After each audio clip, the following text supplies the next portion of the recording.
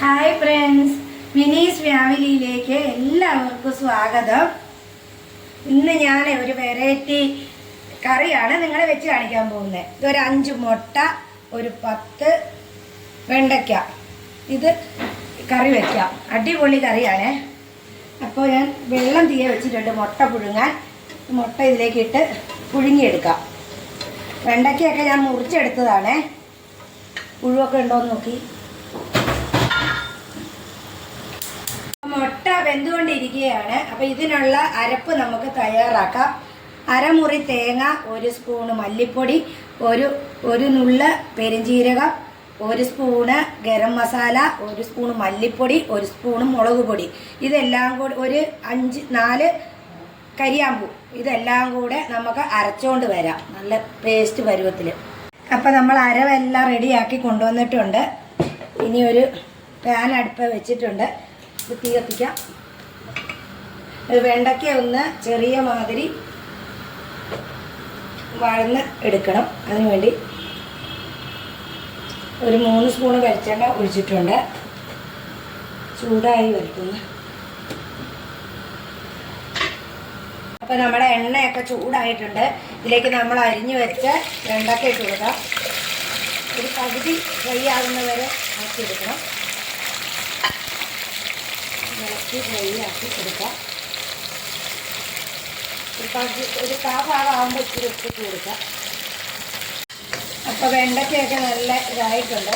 ഇതിങ്ങനെ ചെയ്യുന്നത് എന്നാന്ന് വെച്ചാൽ ഇതിനൊരു താളി പോലെയുണ്ട് പശ. അതില്ലാതെ ഇരിക്കാൻ വേണ്ടിയിട്ടാണ്. ഇങ്ങനെ ആക്കിക്കഴിഞ്ഞാൽ അതുണ്ടാവുകയില്ല. നല്ല രസമാണ് കറിക്ക്. ഇത് കോരി നമുക്ക് മാറ്റാം. എന്നിട്ട് ഇതിലേക്ക് നമുക്ക് ഉള്ളിയും കുറച്ച് സാധനങ്ങളും കൂടെ ഇതേപോലെ വഴറ്റിയെടുക്കാനുണ്ട്.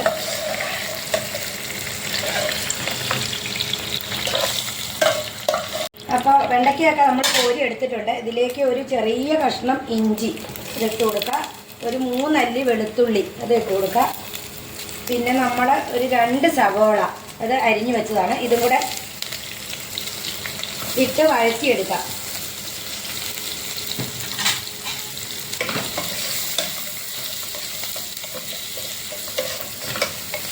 നല്ലോണം വഴരിയൊന്നും വേണ്ട, ചെറിയ മതിരി വഴന്നാൽ മതി. പിന്നെ ഇച്ചിരി കൂടെ വേവാനൊക്കെ ഉള്ളതാണ്. അപ്പോൾ ഉള്ളിയൊക്കെ വഴന്നിട്ടുണ്ട്. ഇതിൻ്റെ കൂടെ കുറച്ച് സാധനം കൂടി ചേർക്കാനുണ്ട്. അത് നമുക്ക് ചേർത്ത് കൊടുക്കാം. ഇത് ഒരു തക്കാളി അരിഞ്ഞത്, കുറച്ച് കരിവേപ്പില, ഒരു 3 പച്ചമുളക്. പച്ചമുളകല്ല, പഴുത്ത മുളകാണ് ഞാൻ എടുത്തിരുന്നത്, എരിവില്ലാത്ത. ഇതും കൂടെ കൂട്ടി ഇളക്കി ശകലം കൂടെ ഇളക്കി വെച്ച് എടുക്കാം.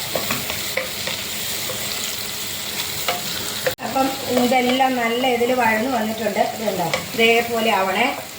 അപ്പം നമ്മൾ നേരത്തെ വഴറ്റി വെച്ച വെണ്ടയ്ക്ക ഇത് ഇതിനകത്തേക്ക് ഇട്ട് കൊടുക്കാം.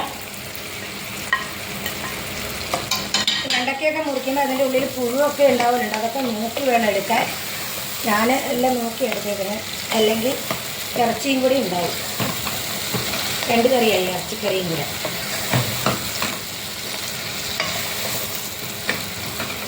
ഇനി നമ്മൾ ഇളക്കി എടുത്തിട്ടുണ്ട്. നമ്മൾ അരച്ച് വെച്ച അരവ് ഇത് ഇതിനകത്തേക്ക് ഒഴിച്ചു കൊടുക്കാം.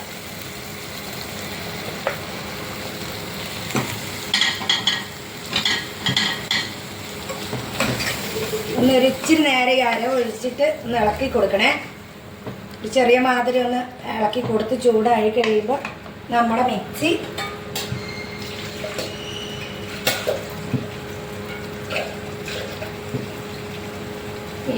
തിളച്ചിട്ടുണ്ട്. ചെറിയ മാതിരി ചൂടായി. ഇതിനകത്തേക്ക് നമ്മൾ മിക്സി അരച്ചെടുത്ത് കഴുകി ഇച്ചിരി വെള്ളം കൂടി ഒഴിക്കാം. ഒരു 1/2 ഗ്ലാസ് വെള്ളം. ചാറ് വേണ്ടവർക്ക് കുറച്ചുകൂടി വെള്ളമൊക്കെ ഒഴിക്കാം കേട്ടോ. ചപ്പാത്തിക്കും ചോറിനും ദോശയ്ക്കും ഇഡ്ഡലിക്കൊക്കെ കൂട്ടാൻ പറ്റിയ കറിയാണ്. ഞാൻ കുറച്ച് വെള്ളമേ ഒഴിച്ചിട്ടുള്ളൂ, പിന്നെ ചാറ് വേണ്ട. അതുകൊണ്ട്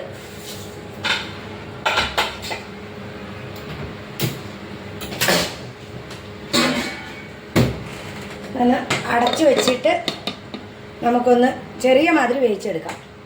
അപ്പോൾ നമ്മുടെ വെണ്ടയ്ക്ക അടുപ്പയിലിരിക്കുന്നുണ്ട്. എവിടെ ആയിന്ന് നോക്കാം. തിളച്ച് മറിയുന്നുണ്ട്. അതെ, ഇതിൻ്റെ കൂടെ നമ്മൾ ഇച്ചിരി ഉപ്പ് അങ്ങ് ഇട്ട് കൊടുക്കുവാണേ. ആവശ്യമനുസരിച്ച് ഉപ്പിട്ട് കൊടുക്കുക.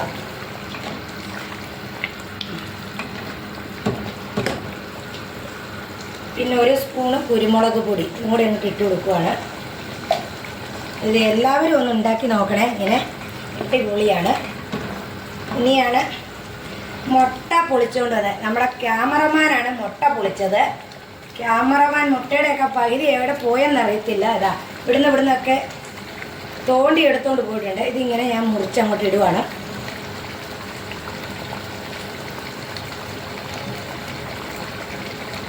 നല്ല അടിപൊളി ക്യാമറമാനാകട്ടോ, എന്നാലും മുട്ട പൊളിച്ചുകൊണ്ട് പോയത്. ഇളക്കി